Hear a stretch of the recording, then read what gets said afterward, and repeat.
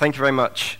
So just before I start, if you aren't already, please make sure you're following me on Twitter. I'm at JSA.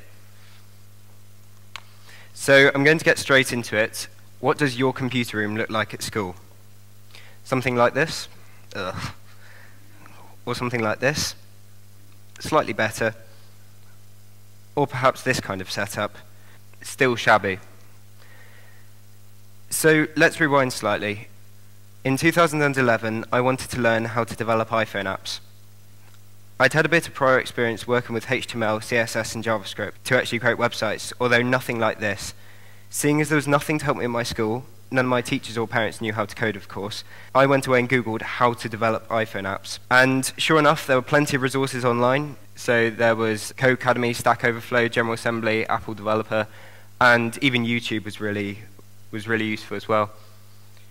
Finding these resources online allowed me to start learning how to code for iOS myself. This then led to the creation of IDHSB in 2011, an iOS app for my school allowing students and staff to check their timetable, the school blog, their own subject documents, the school calendar, and students could even top up their own dinner money from within the app. So I thought to myself, why aren't there more young developers if it really is this easy and you can learn all by yourself online? Unfortunately, the answer to that is this.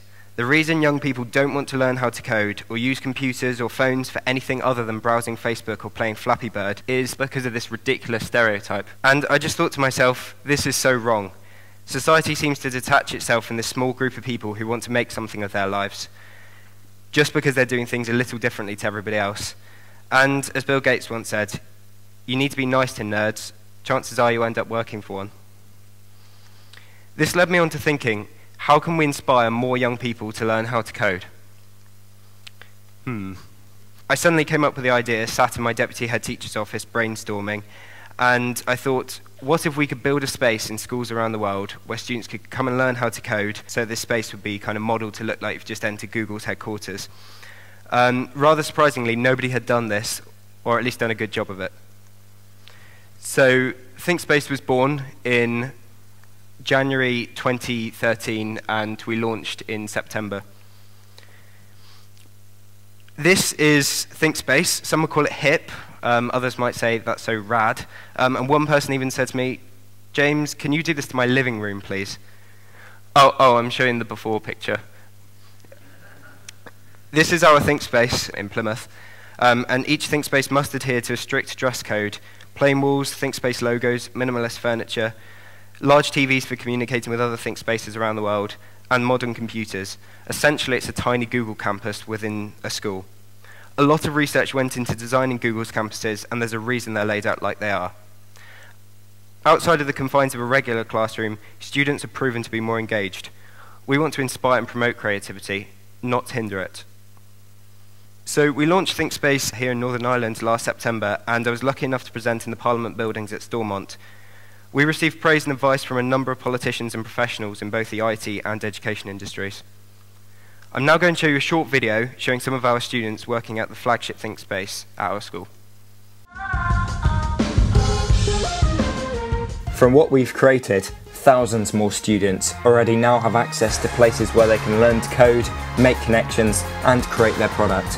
We've changed the way schools look at supporting students interested in enterprise, and with our partners, we've started a revolution in how schools see computer science. Done Right Web and App Design is a company that can design websites or apps specifically tailored for the business's needs or personal websites. It's brilliant to work in Thinkspace around like-minded people because you can offer advice and support to them and get it in return. Young people have the skills, they have the imagination. You know, the apps are some of the future businesses of this world, and it's particularly great that a company like Thinkspace is trying to fill this gap. So we received over 100,000 views on our website on launch, over 25,000 views on our launch video, and we received 400 actually more than 400 emails from schools in virtually every country around the world, and we inspired tens of thousands of people to go out there and just do it. So this quote was from Stephen Fry. Alongside our other backers, he's been extremely supportive of the project. He wrote this quote in our local newspaper, and we're really thankful for all the help and support he's given us.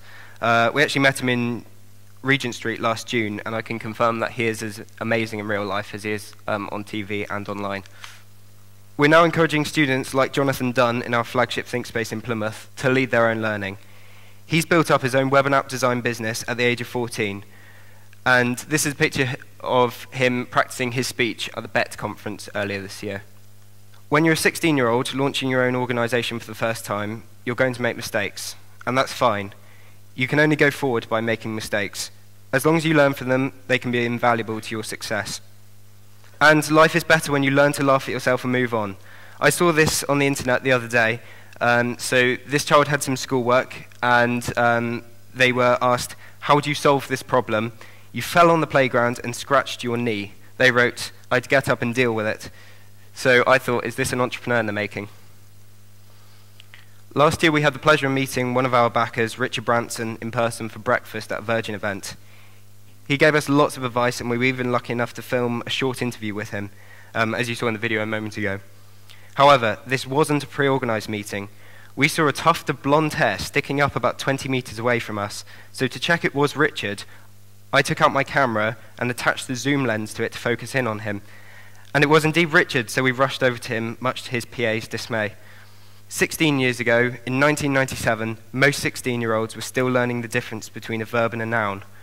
Now, in the 21st century, the 16-year-olds are the ones innovating and pushing the internet forwards. Here's just some of the cool things that happened in 1997. Although, as you'll notice, none of them were done by 16-year-olds, or at least anywhere near the age of 16. So the web host giant GoDaddy was founded in 1997, Yahoo Mail founded, and Netflix as well, which I'm sure many of you will be aware of. So right now, 2014, 16 years have passed, and Summerly was acquired only last year for estimated $30 million. That was founded by 17-year-old Nick, who is now working for Yahoo. Also, Jamal Edwards launched SBTV at the age of 16. That's now valued at, I think, £7 million, the last time I checked. And Sean Spooner launched Magnate Media at the age of 16. It just shows you can do anything if you want, and age shouldn't be a barrier.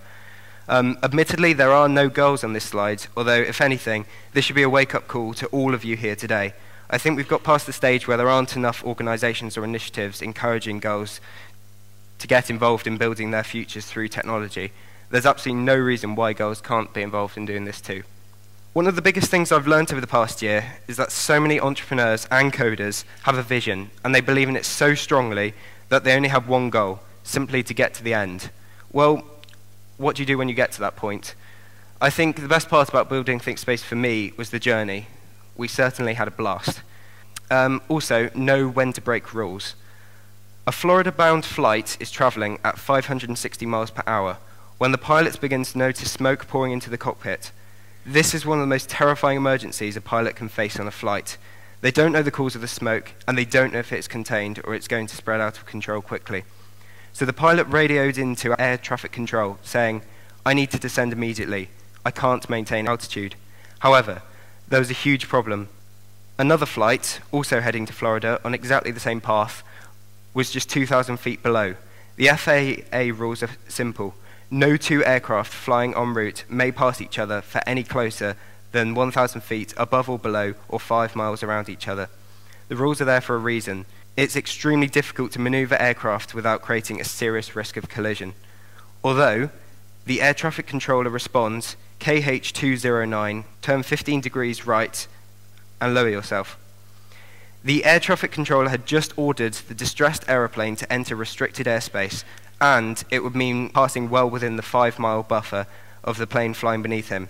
However, on this day, he was a very experienced air traffic controller, and he had thousands of hours worth of experience, and he knew all the rules inside out. He radioed the pilot of the plane below and said, there is an aircraft flying above you.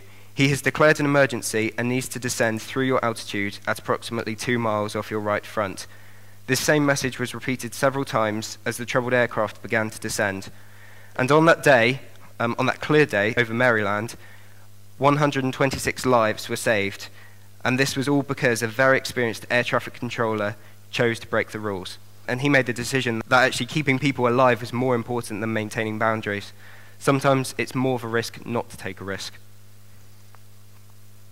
Thinkspace's success has inspired me to start working on another venture, this time called Space. It's completely unrelated, the name is just pure coincidence. We're working on launching a retail store in central London, hopefully later this year, with the backing and support from PayPal's president Stephen Fry, Simon Woodruff, Richard Branson, and others. If you'd like to stay updated with our progress and find out a little more information when we're ready to share, please do follow @SpaceUK on Twitter. Thank you very much for listening.